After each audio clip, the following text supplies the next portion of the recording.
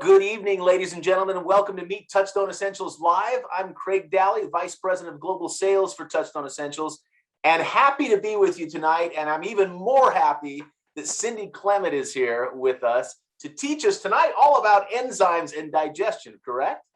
That's it, Craig. That's our topic. We're excited to have Cindy here with us. Cindy, let's go ahead and talk about this. I want to make sure that people know about your book and about who you are. Cindy has a book called Your Body's Environmental Chemical Burden.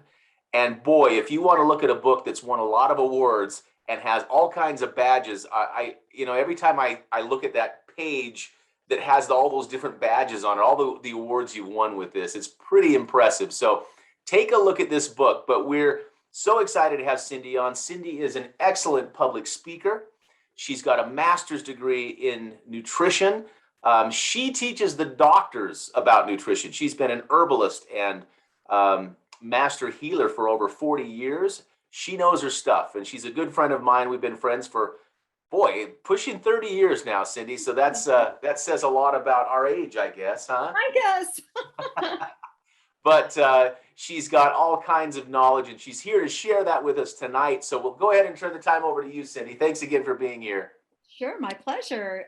Good evening, everybody. I'm very excited about our presentation this evening because we're going to continue exploring our bodies and the effect that both the environment and our lifestyle has on our health and the organs in our body. And as Craig mentioned, this evening we're going to be discussing the digestive system and take a look at why enzymes are so important to our health. The average American, I don't know how they figured this out, but the average American consumes around 35 tons of food in a lifetime, folks. And so this is a truly important body system to keep in a healthy state. I mean, that's 70,000 pounds of food in a lifetime. Boy, I'll tell you, that's a lot. So basically, we want to talk about the digestive system this evening and then enzymes, because enzymes are proteins that help to speed up our metabolism or chemical reactions in our bodies. And they build some substances up and they break other substances down. All living things have enzymes. So one of the most important roles of enzymes, of course, is to aid in digestion.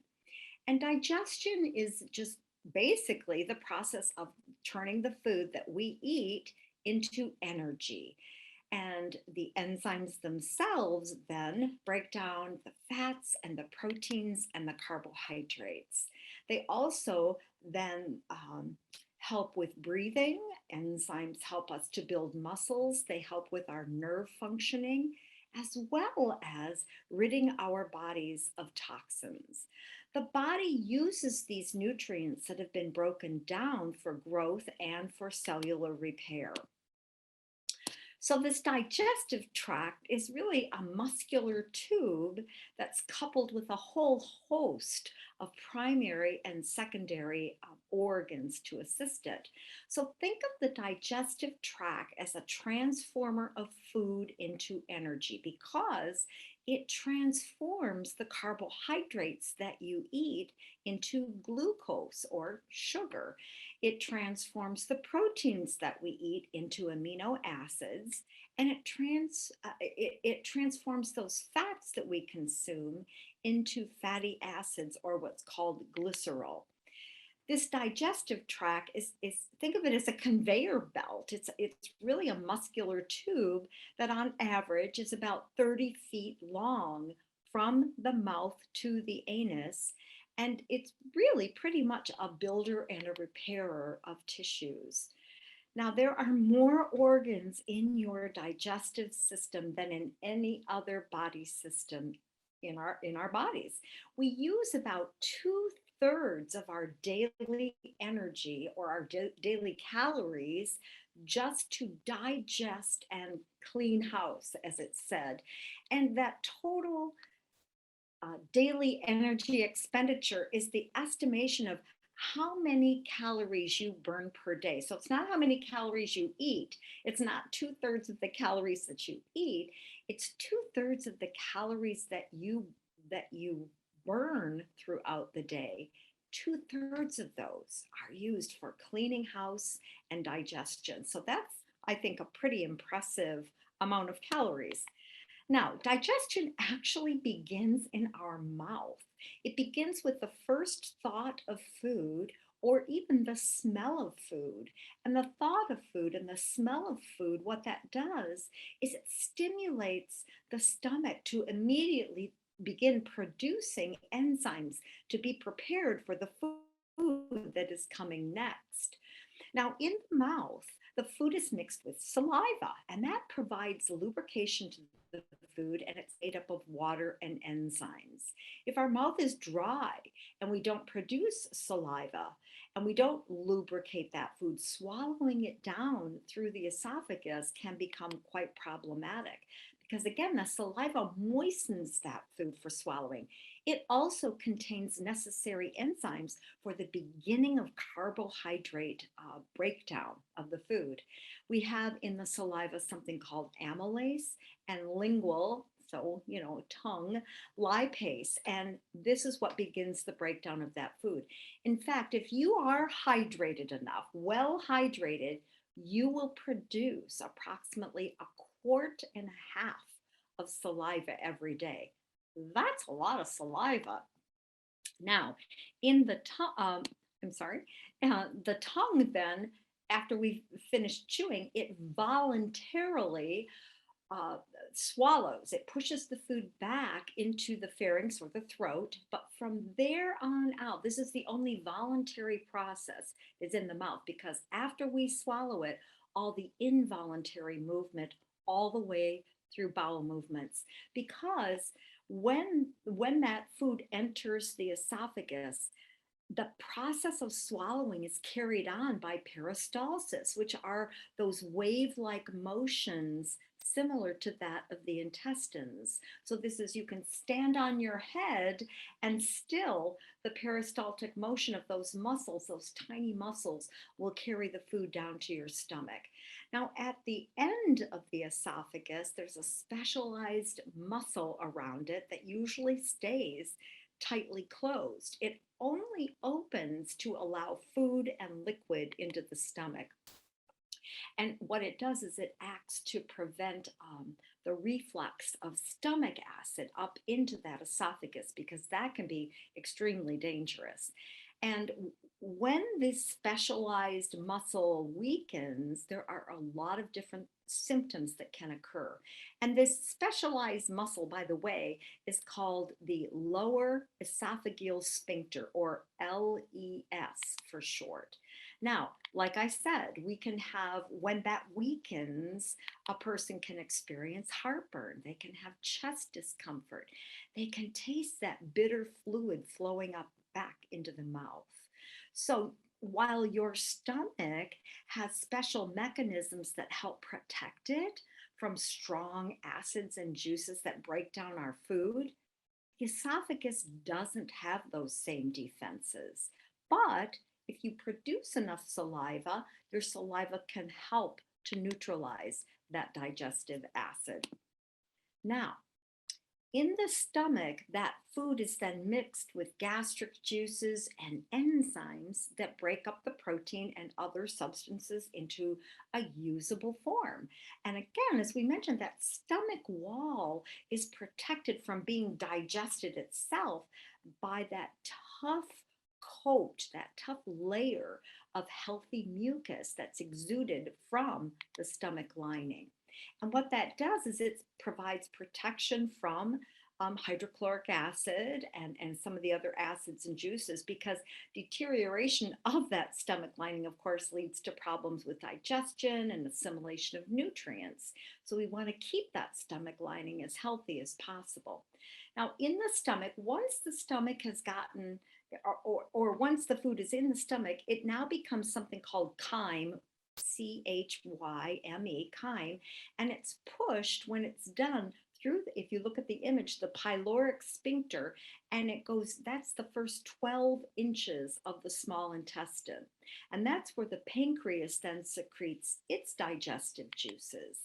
And this chyme, as I mentioned, it goes into the intestines by way of that pyloric sphincter, and that we call the gateway to the small intestines. And that valve determines when the food has been mixed well enough to pass through in order to enhance the absorption of those nutrients.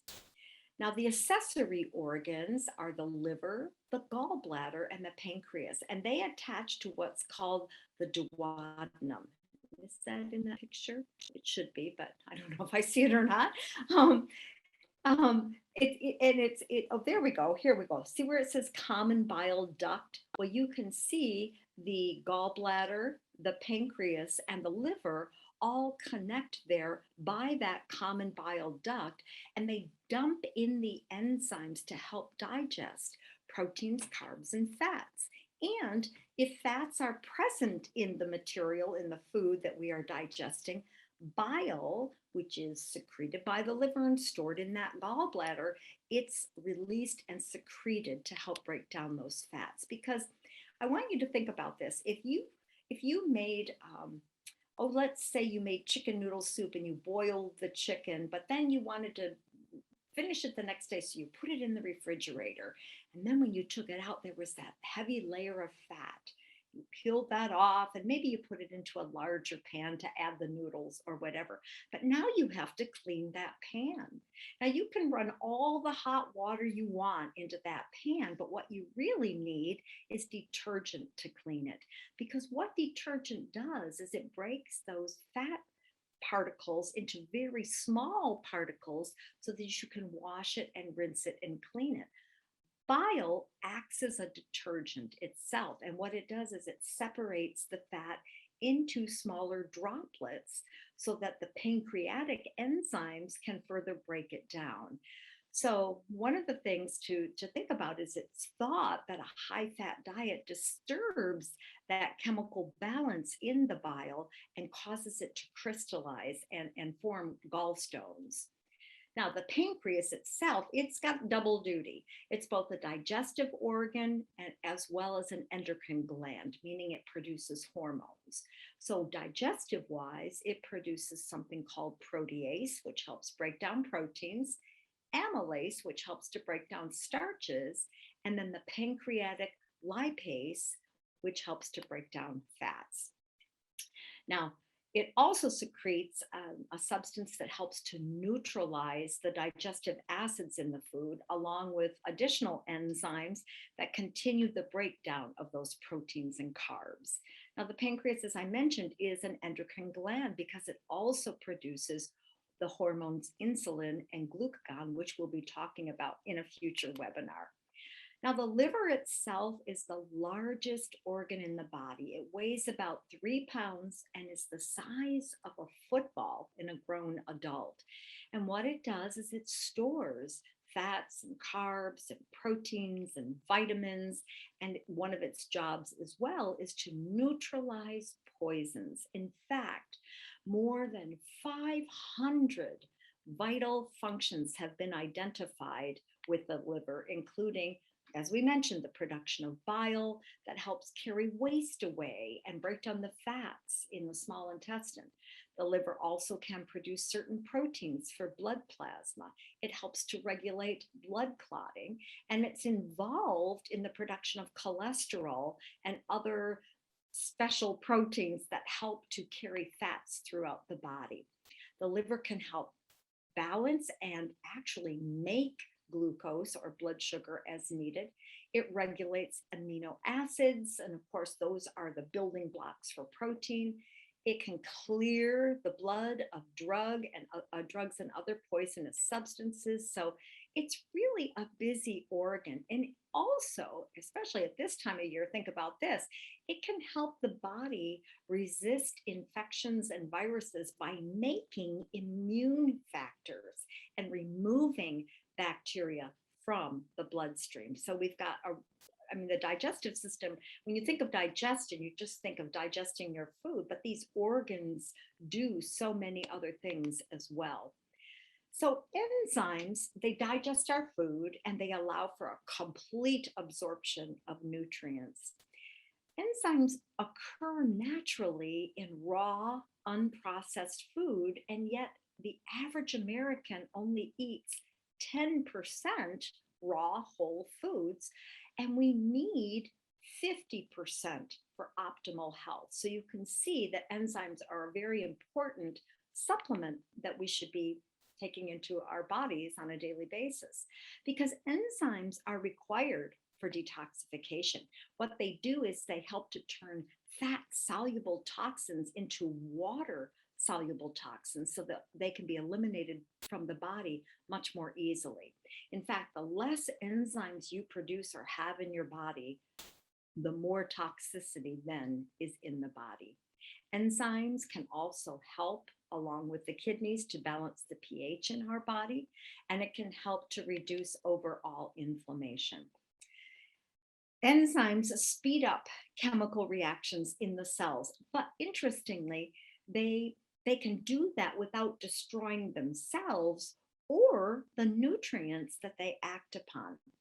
And what's interesting is that chemists practically hold enzymes in awe because of the difficulty of duplicating the feats of enzymes in laboratory testing. So a number of different enzymes on the slide. Lipase is an enzyme, as we mentioned, that aids the body in breaking down fats and removing fats from storage. And if you don't have enough lipase, fat will stagnate and accumulate, not only in the obvious places in our body, but also in our arteries. And Dr. David Galton, he isn't there anymore, but when Dr. Galton was at the School of Medicine of Tufts University in Massachusetts, he tested people weighing an average of 230 pounds. And what he found was every one of them was lacking enzymes in their fatty tissues. On the other side, karate fighters experience a lot of different injuries, considerable injuries. So doctors chose them as a test group for a double-blind study using oral enzyme supplementation and placebos. And what they found were those athletes taking enzymes 3 times a day in advance of an event healed 50% quicker.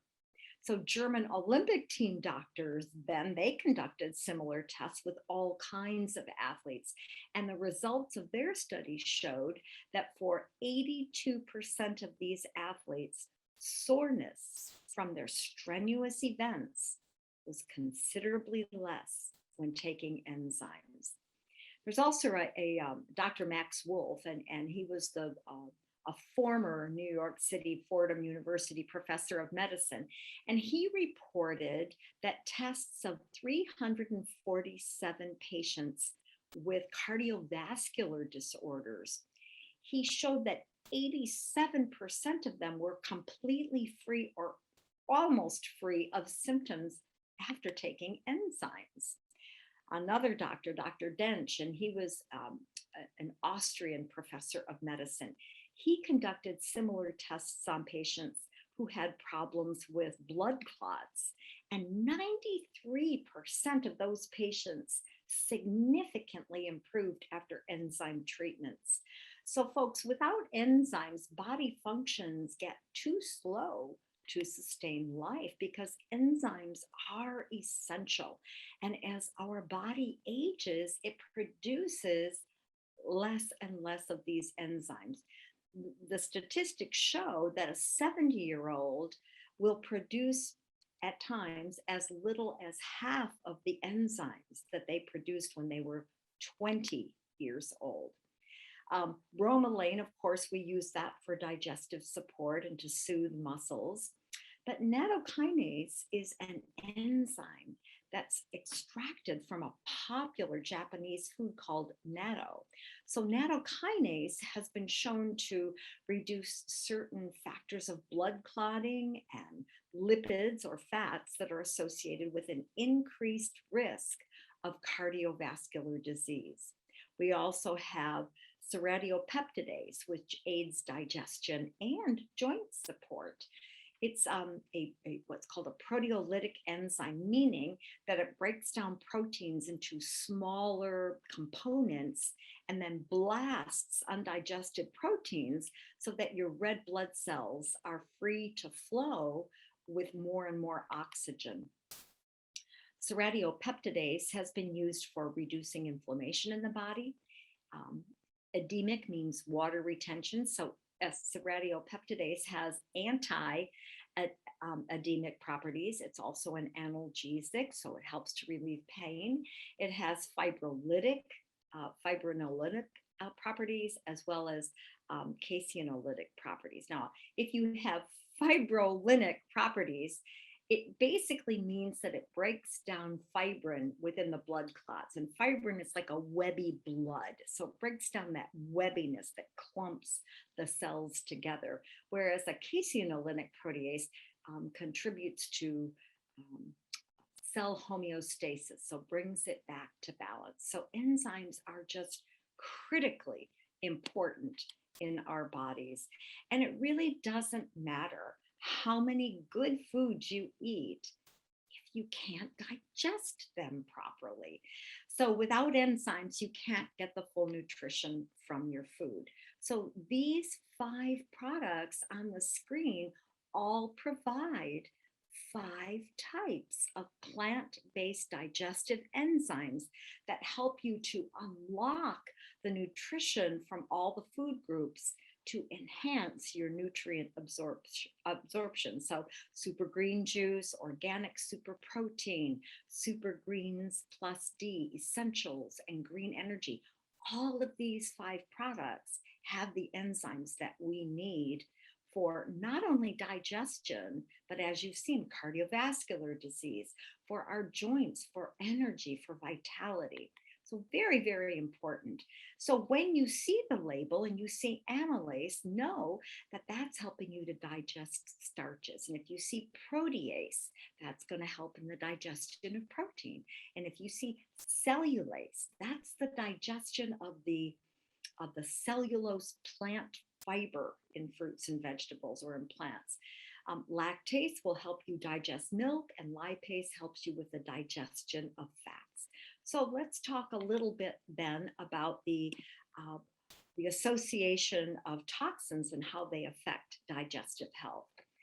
Well, first of all, let's talk about pesticides. The association of pesticides with cancer was first noted in the 1960s when farmers who were using insecticides in grape fields had a higher prevalence of skin and lung cancer.